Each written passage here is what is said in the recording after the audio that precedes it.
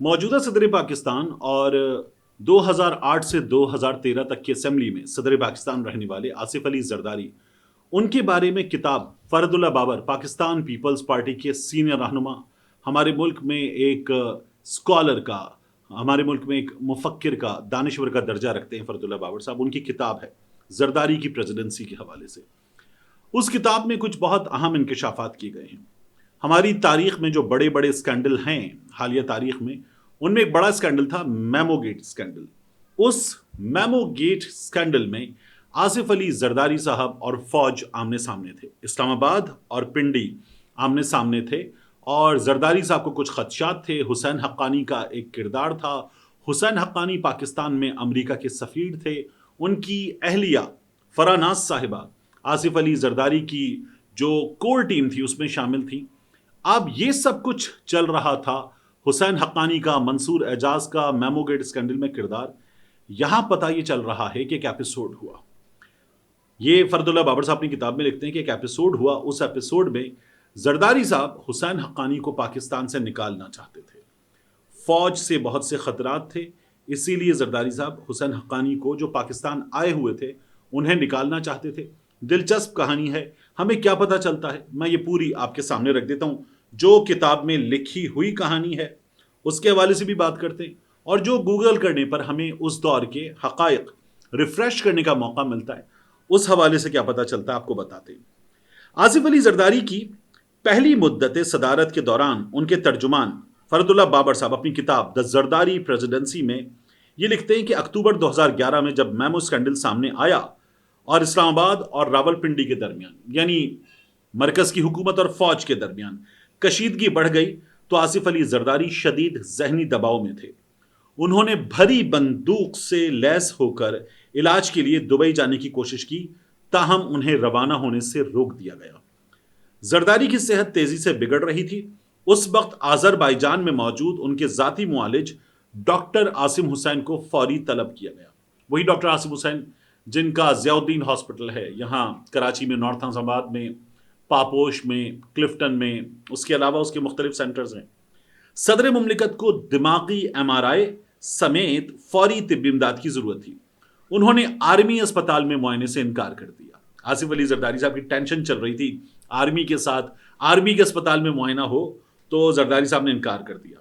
ان کے پاس دو راستے رہ گئے، یا تو کراچی جائیں جہاں ڈاکٹر عاصم کے ہاسپٹل میں، ویسے وہ کلفٹن والے ہاسپٹل میں جاتے ہیں بلاول ہاؤس کے نزدیک، وہاں پر ان کا علاج ہو، یا دبئی جائیں۔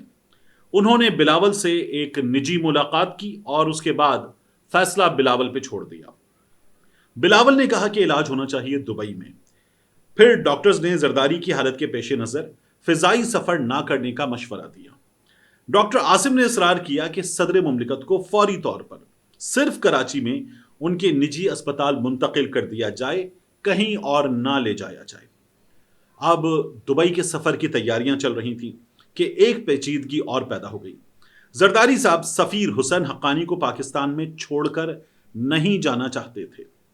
انہیں یہ ڈر تھا کہ حسین حقانی فوج کے دباؤ کی وجہ سے وہ شکار ہو جائیں گے، اور ممکنہ طور پر میمو گیٹ اسکینڈل میں وہ زرداری کے خلاف سلطانی گواہ بن جائیں گے، ایسا گواہ جو بتاتا ہے کہ مجھے چھوڑ دو گے تو میں سب بتا دیتا ہوں۔ زرداری کا خیال تھا کہ میمو گیٹ اسکینڈل میں بنیادی ہدف حسین حقانی نہیں بلکہ وہ خود تھے۔ وزیر اعظم یوسف رضا گیلانی نے خبردار کیا کہ اگر حسین حقانی ملک چھوڑ کر چلے گئے تو اخباروں میں یہ شہ سرخیاں چھپیں گی کہ صدر زرداری اور سفیر حسین حقانی ملک سے فرار ہو گئے۔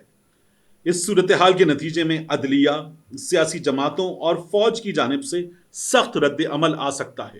اچھا، ویسے سیاسی جماعتوں کے رد عمل کی بات ہو رہی ہے تو دوستو یاد رکھنا، میاں نواز شریف صاحب جنہوں نے ابھی تازہ چارٹر آف ڈیموکریسی کیا تھا، جب یہ 2008 میں حکومت بنی تھی تو مل کر حکومت میں آئے تھے، وہ میاں نواز شریف صاحب جنہوں نے کہا تھا ہم جمہوریت میں سیاستدان ایک دوسرے کا ساتھ دیں گے، فوج کا ساتھ نہیں دیں گے۔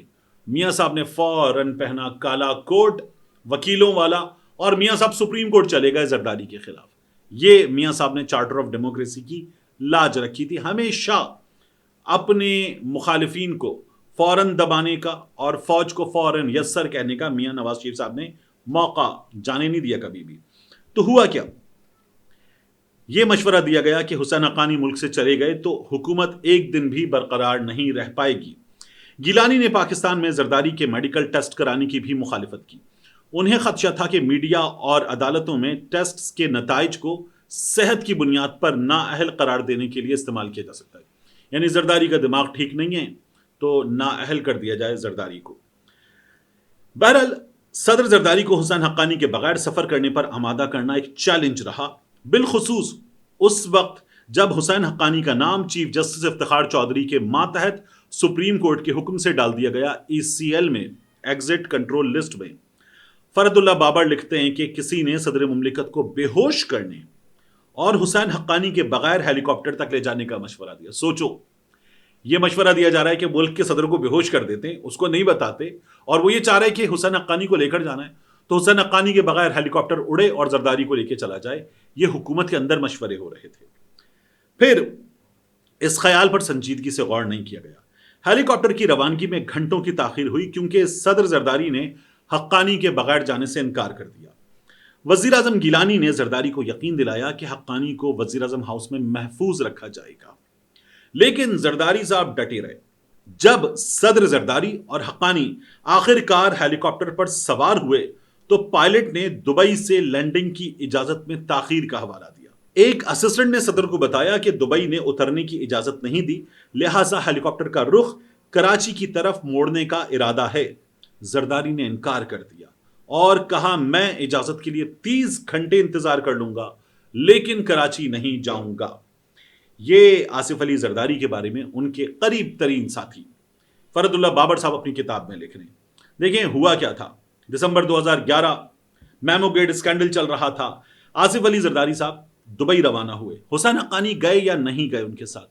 تو اس موقع پر حسین حقانی نہیں گئے۔ زرداری صاحب نے ہیلی کاپٹر میں بٹھا لیا تھا لیکن حسین حقانی ساتھ نہیں گئے تھے۔ اچانک روانگی کا انتظام ہوا، سیاسی مستقبل، حکومت کا استحکام، یہ تمام قیاس آرائیاں اس وقت جنم لے رہی تھیں۔